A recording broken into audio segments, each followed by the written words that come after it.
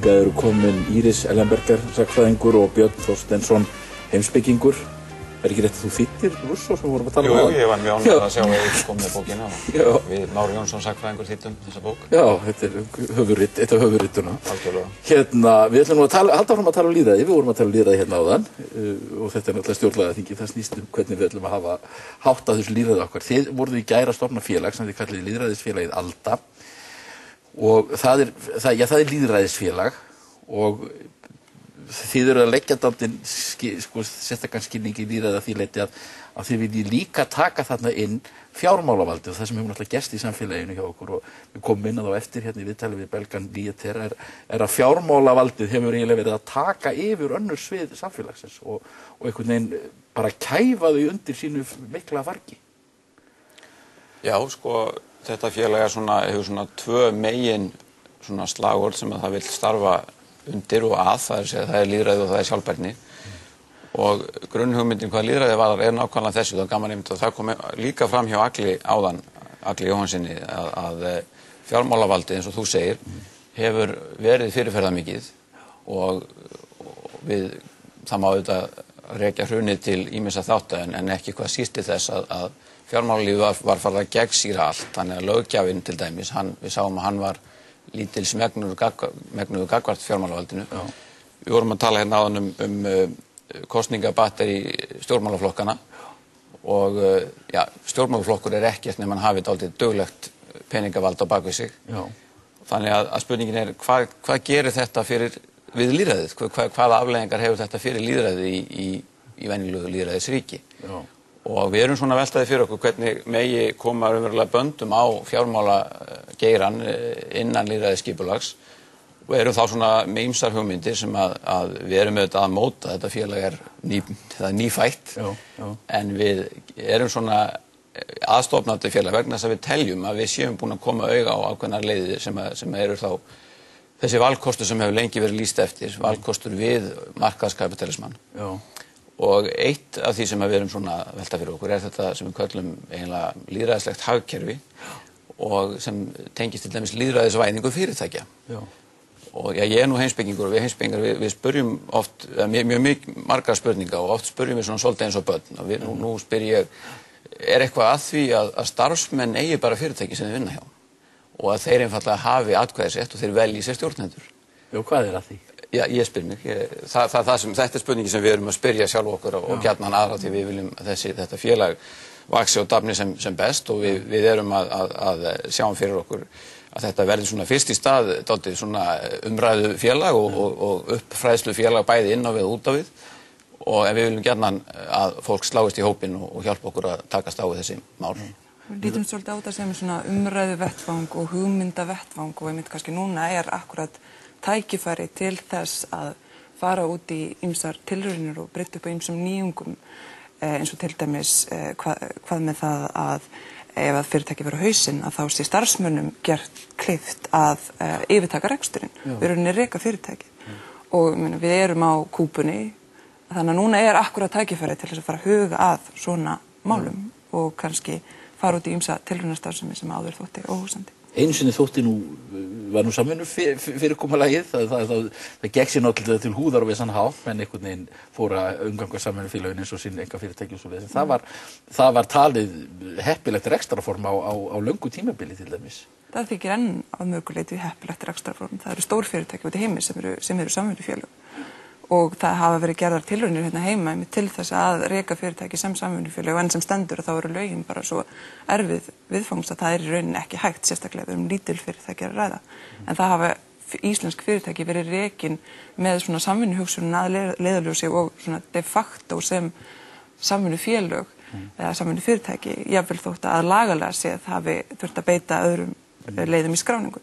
Við getum náttúrulega sagt að það hafi verið hérna fyrir hún var náttúrulega þannig að stjórnmálalífi var eiginlega bara að afsala völdum sínum yfir í viðskiptalífið. Það talaði að 96% af tillögum viðskiptaráðs hafi orðið að lögum og svona, þetta er náttúrulega allt og það er ekkert lýðræðislegt við þetta. Já, það eru margir fletir á þessu, ég veit ekki, stendur mér kannski nærri en háskólar í eðli sínu myndu margir halda fram, annars veit ég að Páll Skúlason lítur svo á að þeir eru í eðli sínu lýðræðislega stofnanir og við vorum að tala lýðræðisleg fyrirtæki en stofnanir gætu að sjálfsögðu lotið sömu lögmálum. Þess að þeir sem starfa hjá stofnunum hafa einfaldlega atkvæðisrétt og kjósa sér stjórnendurna. Og háskólar svona í grunnprinsipinu hafa verið slíkar stofnanir en eitt af því sem gerðist akkurat í hinu svokallaða góðæri var að það var gengið svolítið á þennan rétt háskólan og það var farið að ýta þeim í þá átt að þeir yrðu eins og fyrirtæki. Já. Þannig að það annað sem þarf að velta fyrir sér í þessu sambandi. Já, því akademiska frelsi sem hafði verið að þróa síðan á 11. öld, það var allt í að ljúta einhverju fyrirtækja. Já, svona skilvirknin varð mælikvarði alls og skilvirknin er náttúrulega eitt svona gildi sem að svona einkennir tæknihyggju og svona penningahyggju. Og annað er náttúrulega hagvöxturinn og við erum í þessu félagi tiltölulega gagnrýnin á hagvaxtarhugtakið, við erum ekki alveg eini í heiminum með það. Mér liggur að segja meira að segja hagfræðingar eru farnir að velta fyrir sér hagvaxtarhugtakinu hvort að það sé nú alltaf af hinu góða, hvort að það eigi að vera upphaf og endir alls og eða hvort að það sé eitthvað annað, einhver önnur gildi sem eigi að leggja til grundvallar. Joseph Stiglitz var nú hér og hvenær var það í fyrra, það var nú í ár, að tala einmitt þessa hluti, að nú þurfti kannski að fara að finna upp eitthvað annað hugtak, skilgreina upphaf og endi alls samkvæmt hagfræðinni á annan hátt heldur en sem hagvöxt. Og það er umhverfissjónarmiðin í okkar í þessu félagi að við náttúrulega erum í hópi þeirra sem að lítum svo á að sko endalaus vöxtur á endanlegri jörð er ekki mögulegur. Þannig að það þarf að fara að stoppa bráðum og maður þarf svona aðeins að hugsa fram í tíman og til barnanna sinna og svo framvegis. Hvernig jörð viljum við koma til skila til þeirra. Og við teljum að þetta efnahagslega lýðræði að það geti einfaldlega verið vatn á myllu þess að fyrirtækin fara að lúta skynsamlegri stjórn. Það sé hagvaxtarmarkmið verði ekki alls ráðandi. Gróðinn fyrir hluthafana, skyndingróðinn fyrir hluthafana, sjálfbærni, það er annað, sem sagt þið eru annars vegar lýðræðisvæðing og svo sjálfbærni sem þið eruð að fjalla um. Jú, það eru svona okkar grundvallar hugtök, einmitt lýðræði og sjálfbærni og einmitt þetta með að við þurfum að huga því að við getum ekki endalaust verið að ganga á náttúruna. Heldur þurfum við að einmitt fyrirtæki sem eru náttúrulega í svona samkeppni í þessu markaðsumhverfi, þau náttúrulega verða að skila alltaf meira og meira í gróða. Við erum kannski eftir umræðunum Álverið í Straumsvík þegar það þurfti að stækka það sem var nú stoppað í íbúðakosningunni, þá sögðu forsvarsmenn Álversins að fyrirtækin sem þetta verður að vaxa, annars deyr það.